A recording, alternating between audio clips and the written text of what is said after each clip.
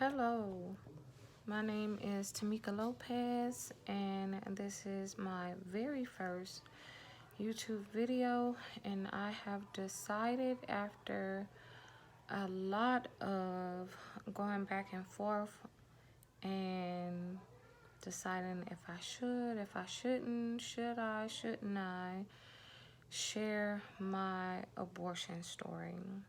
So I really feel compelled to share it. This is not something that I really talk about or have really wanted to talk about.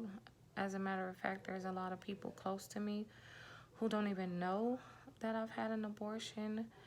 But in light of the Roe versus Wade decision and just some of the things I've been reading on social media and seeing people say, and the whole thing today has been really difficult and just hard to process. I've been like just really sad today, really kind of down, and it's brought up about a bunch of like things that I've suppressed or old memories or bad things that I really thought that I was over, but clearly I'm not.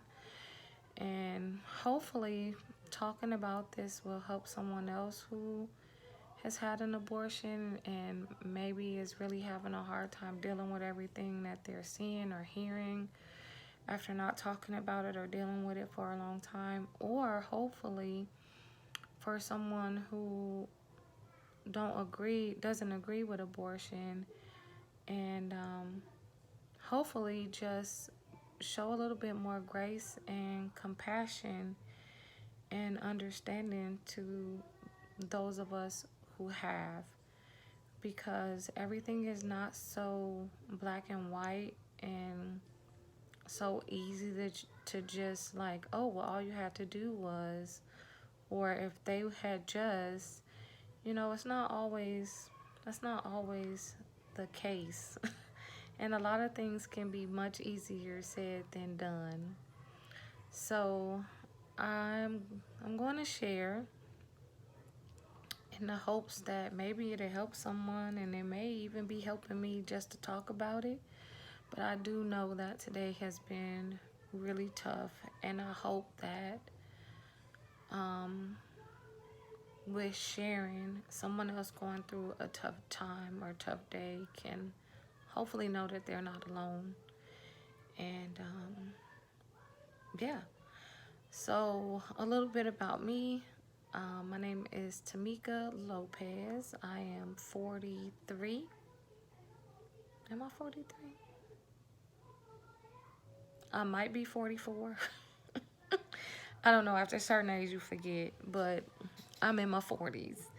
And I am married to my husband. It'll be 4 years in September. And we have a 14-year-old daughter who will be 15 very soon. So y'all pray for us. And I'm originally a Cali girl, but I currently live in Florida. And I grew up in the church from, I can't remember a time I wasn't in church growing up. And so a religious family and a religious background. And my stance on abortion growing up was always that I would just never have one. And that was just it. And I had a very strong conviction about it, like I will never ever, and that's just the end of that. So that was kind of my stance. Of course, I had family members and friends and people around me who I knew had them, but they knew where I stood. But I also like respected their decisions, even though I would share my opinion. I respected their decision because all of them had a reason, and even if I didn't agree with the reason or understand it, I don't feel like it was my place to really try to talk them out of it, if that makes sense. Most of them had lived and experienced a lot more than than I had. I was very green and like a L7 is what they used to call it, like a square. I was very square. So I didn't know a lot of things or have a whole lot of life experiences. So that was that. And I lost my virginity at 20 and got pregnant about not long after that. So I was maybe like 21. And I lost the baby. So I had a miscarriage. And it was a very difficult time.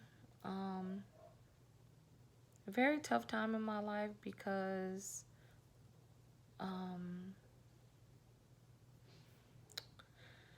at the time I was active in church and in ministry.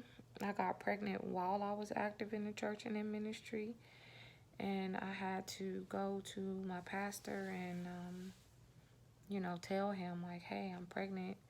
So I was sat down from my position, and then the day after that, I miscarried. And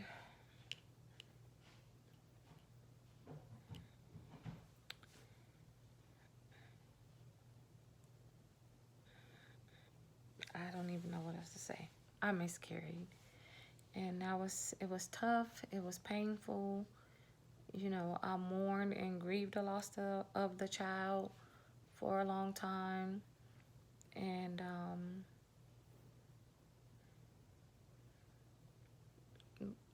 after that, I didn't really get back into being really active or involved in church.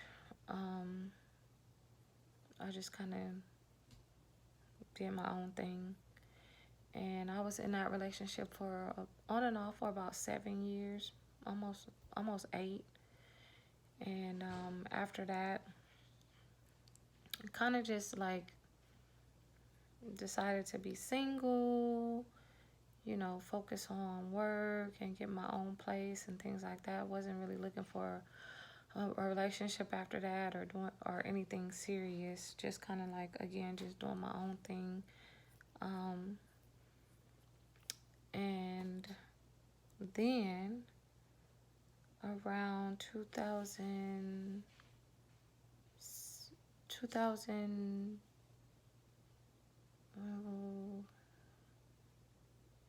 when I was like 28, so like 2006, 2005, I would go like to church every now and then. Like I wasn't like really consistent or really involved like I was prior to, but you know, I would go sometimes. And I ended up reconnecting with a friend who used to attend the church, who went away to college and then he came back. So we were friends with his family, and so I knew all his family knew my family, and we always got along. Like they were like really cool to be around. He was always real funny, and we started hanging out a lot. He was friends with myself and my brother, and my brother and I were living together at the time, so the friends spent a lot of time at our place, and our relationship grew and became physical, and I got pregnant. And you know, the abortion was never an option, even though we weren't in a relationship and hadn't planned on getting pregnant. You know, that was never an option. So of course, you know, I kept the baby. But the pregnancy itself was really, really complicated. I think there's a name for the condition that I had now, but at the time there wasn't one, where a woman is just, rather than having morning sickness, you're just sick all the time. So it was beyond morning sickness. It was like morning, noon, and night, all day, every day sickness. I couldn't like eat. I couldn't drink water. Like anything I would put and try to like swallow, it will come back up. So to the point that I lost like 20 pounds. I think at the time I was like 120 pounds, so I got down to like 100. And the doctors were like, if you lose any more weight, you're gonna have to stay in the hospital on bed rest. So I was like, Lord, please, like, help me to gain a pound or something, or not lose any more weight, so I can like, so I don't have to go to the hospital, because I really don't want to stay. So around maybe 5 or 6 months, I started to feel a little bit better, where I could actually function, keep a little bit of food down, and actually get up and do things. Like I couldn't do anything for a long time. I was just in the bed. So about 5 6 months, I was able to starting getting up and getting out and being able to do things, go back to work a little bit. I was a nanny at the time, so my schedule was a little flexible, and they really worked with me, like, were really like great, and accommodating there to help out. And at my 7 month appointment, I went to the doctor, and everything was fine. Like, I remember it being a nice, beautiful day, and I had my physical, everything looked well. Because I was high risk, I got ultrasounds a lot more often than was typical, because I was at risk. So they would check on the baby a lot. So I remember like having an ultrasound, and everything just looked good. So I went to work, and on my way to work, I remember thinking like, oh my gosh, I have like, my stomach is upset. Like, I had a worse BGs, like bubble guts, right? I know that's TMI, but that's what it was. I was literally thinking I had bubble guts. So I go to work, and I was like, okay, well, let me go to the bathroom. And then, and I did. And when I went to the bathroom,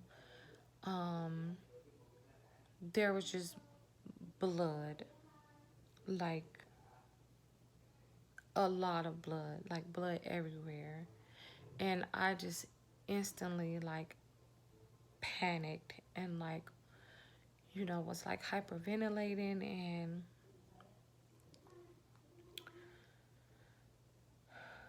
just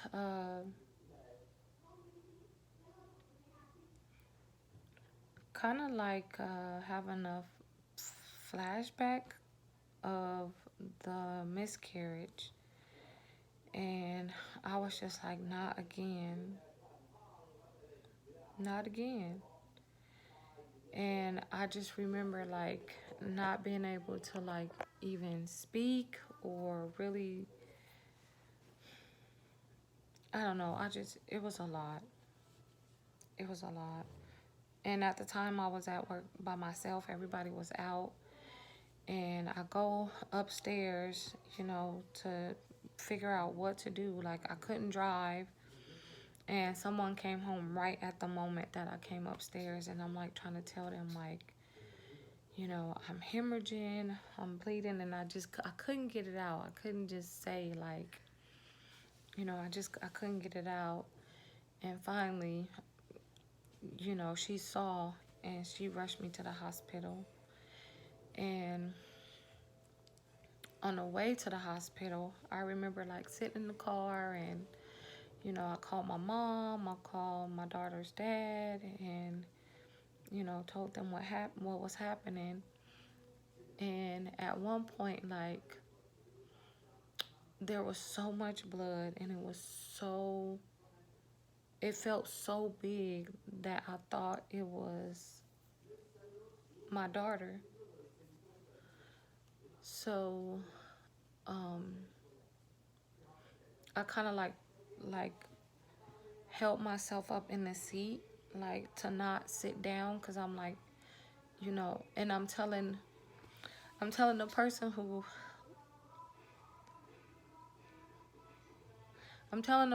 was driving me to the hospital, like, I had her, I'm like, so I'm sitting up because I'm thinking that I had her, and I didn't want to like crush her. so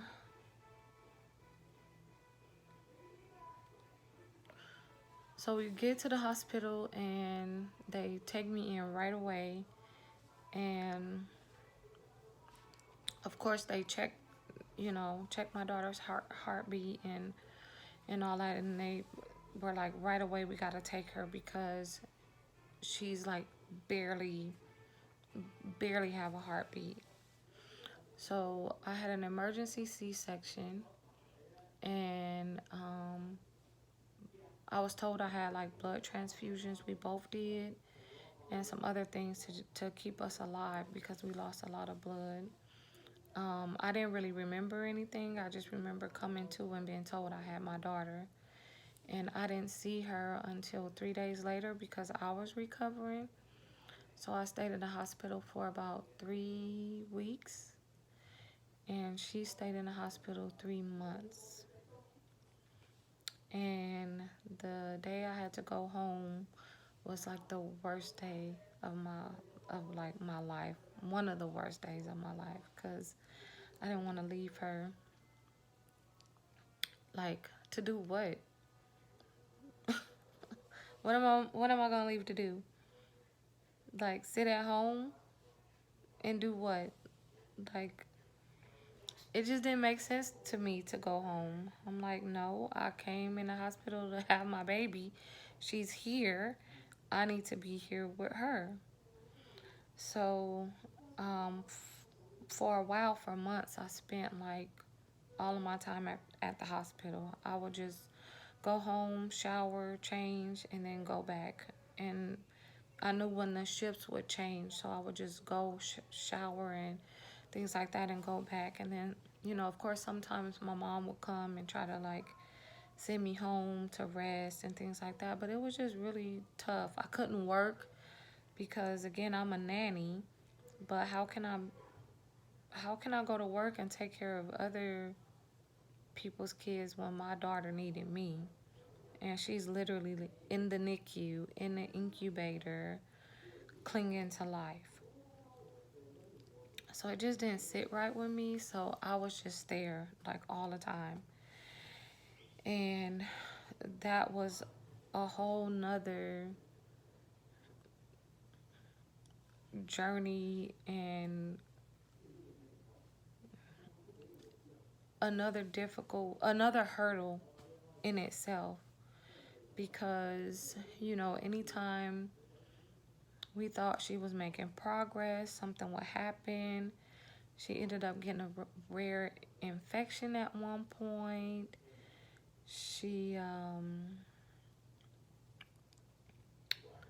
One time she flatlined and died.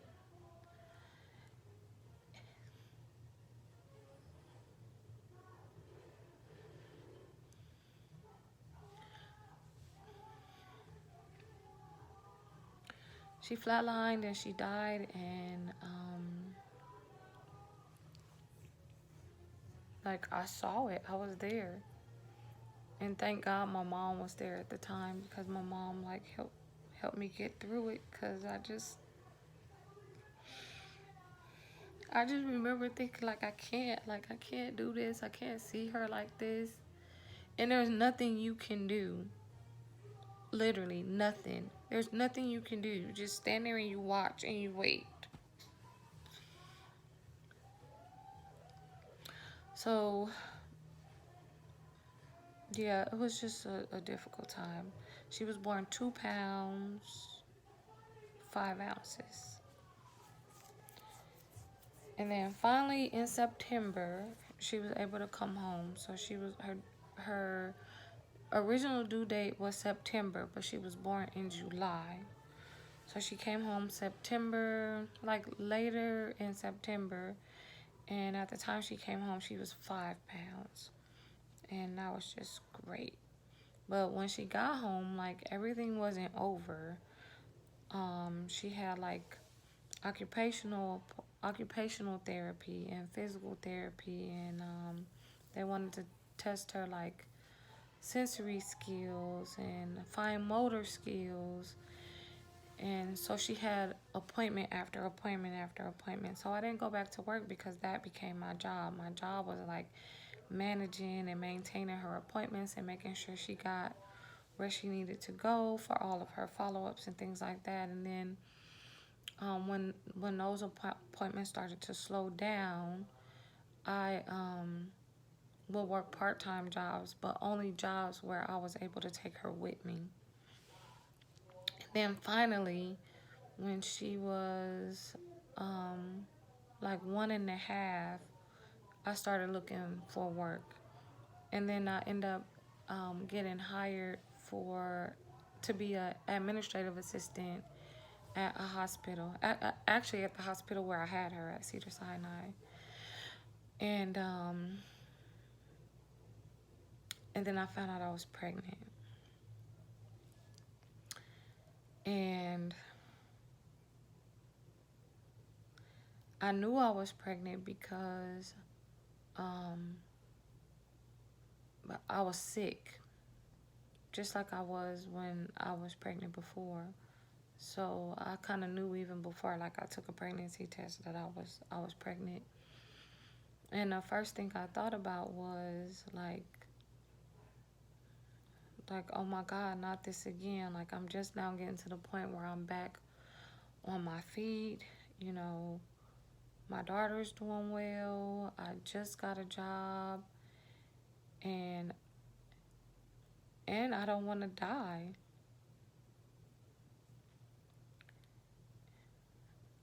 And to this day, like, I don't want to have kids because that's always been my fear, and in the back of my mind, like, I don't want anymore. I don't want anymore. And when I got married to my husband, like, that's something that we decided, like, before we got married. He doesn't have any kids. He doesn't want to have any kids. And I told him from the beginning I don't want any more because I'm afraid. And if my pregnancy was that complicated at the age of 29, I'm really high risk now. So that was something that we agreed on, like, early on before we got married. But anyway, I found out I was pregnant, and that was when I started to consider abortion. And again, prior to all this, I was always like, no, never. Even when I got pregnant with my daughter, no, I was like, never. It's not even an option. And this time, I really was like considering it and thinking about it. And finally, I decided to do it. I didn't really tell a whole lot of people, because I didn't want them to talk me out of it. And I knew that they would.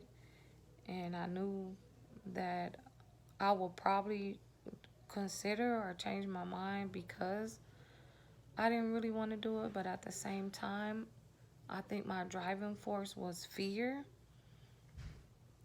and not wanting the same thing that happened to me before to happen again. So I did it. And on July 3rd, 2009, I had an abortion.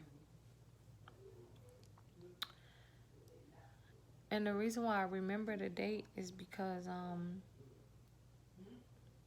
to this day, after 13 years, I still have the receipt.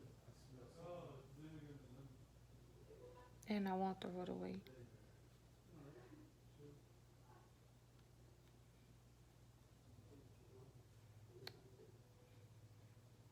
And I don't know why I won't throw it away, but I won't. So I still have the receipt. And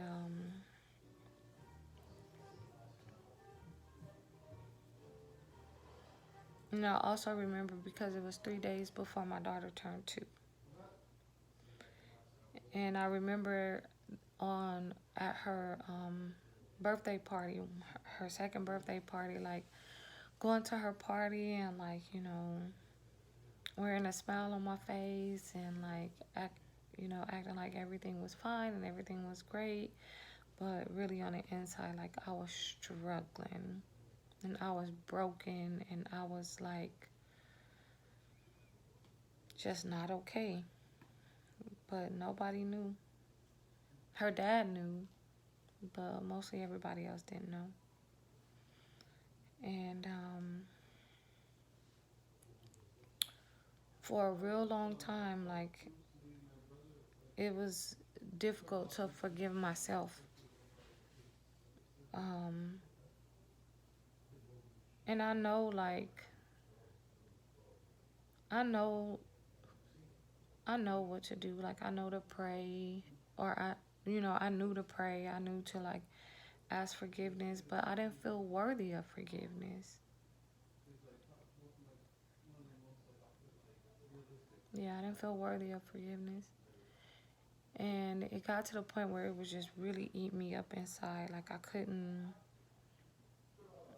I was changing as a person. I didn't like who I was becoming. I just knew that I was different and that I wasn't okay. So finally I told my parents, and they kind of helped me get through it and, like, really talk to me like, look, you repent and Jesus will forgive you, but you have to forgive yourself.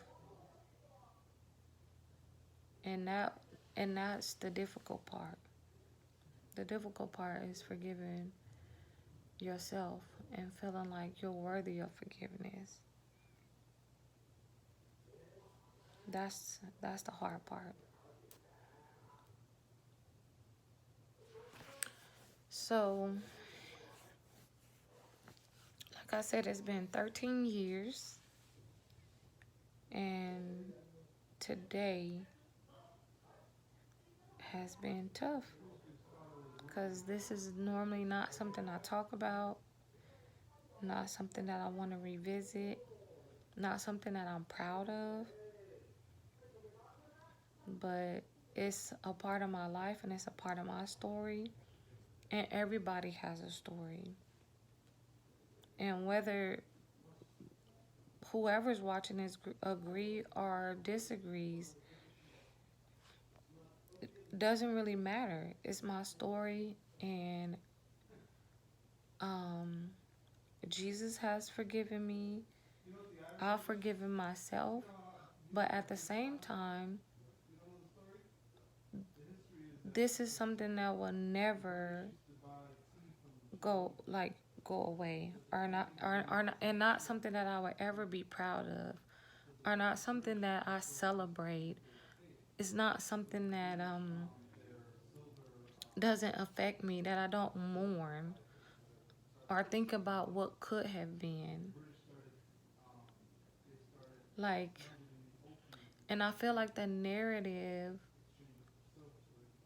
that's been thrown around for the women who've had abortions or have abortions is that we're so, like, irresponsible, or, you know, just out here just throwing it around and getting pregnant, and, that may be the case for some women. But again, what got them to that point? What got them to that point? And the last time I checked, like, Jesus gives us free will. He doesn't force anything on us. However, we're still held accountable for our actions, and we have to suffer consequences because of our actions. And honestly, this experience has changed me. And in the beginning, it changed me in a negative way, but you could take that negative and turn it into a positive if you learn from it. And I did. But had I not gone through it and experienced it, then I never would have been or gotten to be where I am today. To be able to talk to other girls about it, or hopefully let them know, like, listen, this is not a place you want to be, because can you honestly say you will be able to forgive yourself afterwards? And you can't say that because you don't know. You don't know how you'll respond. You don't know how you'll react. And I'm sorry if it seems like I'm just all over the place and my thoughts are everywhere, or I'm leaving parts out because I didn't write anything down. I just felt like it just needed to be shared, because I think in this instance, like I said before and I'll say again, it's not always black and white. And I think what would be more effective is loving one another and being compassionate and extending grace instead of casting stones. And what I feel like is happening is, like, people are not allowed to make mistakes. And the last time I checked, we're allowed to make mistakes. Even as Christians, we're allowed to make mistakes. That's where grace comes in. Like, Jesus knew we were going to mess up. Or God knew we would mess up. So that's why he sent Jesus to forgive us for the times when he knew we would do it. And thank God for Jesus.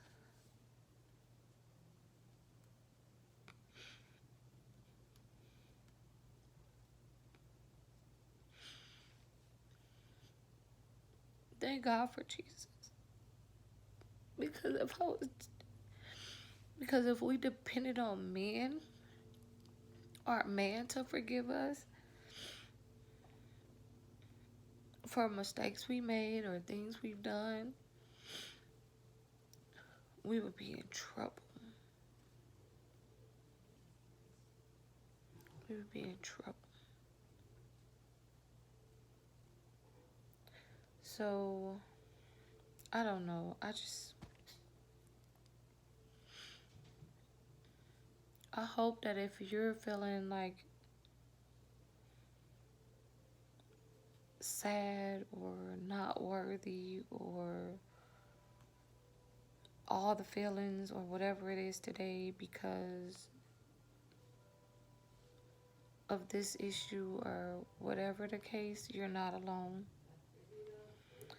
And I hope that if you are one of the people who really do think that it's just black and white, that that you try to put yourself in other people's shoes. And whether you agree or not,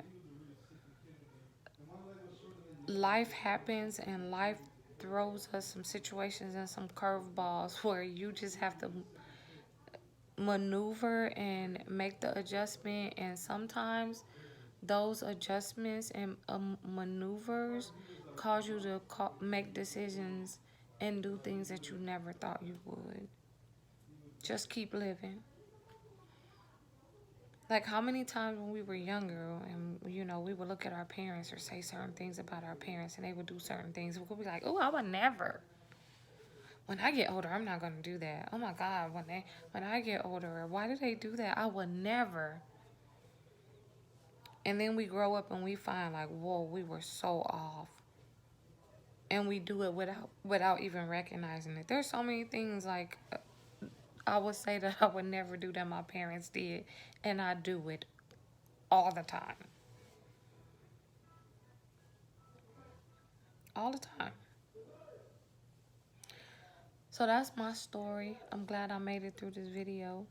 Because it was really difficult. But I had like 5,700 takes before and tries before I was able to actually do this one. So I had a lot of technical difficulties earlier, which was probably for the better because I couldn't even talk and really get through it. But I was able to get through this. Thank God. But we gotta do better. We don't always have to agree. We don't always have to share our opinions. We don't always have to damn someone for hell. We don't always have to impose our beliefs and our thought process and um, our will on other people. Because at the end of the day, Jesus got all that handled and he have all that covered. And a lot of times we cause more harm than good. So we gotta do better. We have to do better. And again, sometimes we have to fall and go through life experiences and challenges and trials and tribulations to put us in a position to be able to help others. How can we help and help other people and lend a hand and be compassionate or minister to them if everything is always perfect? If everybody is expected to just not make mistakes and everything is always great. If that's the case, what we need Jesus for? Jesus would have never had to die if that's the case. Right? Does that make sense? It makes sense to me. But anyway, that's it. I'm gonna end here, and I hope this helps somebody. I don't know. I don't know if y'all can hear my husband's what's that? Oh, some lamp. I don't know if y'all can hear the TV in the background. I hope you can't, but if you can, it is what it is. But that's my story. I love y'all, and whatever it is you dealing with or going through or how you feeling, I love you. And whether I agree with you or not does not matter. I love you, and Jesus loves you. So have a good night, and I'm out.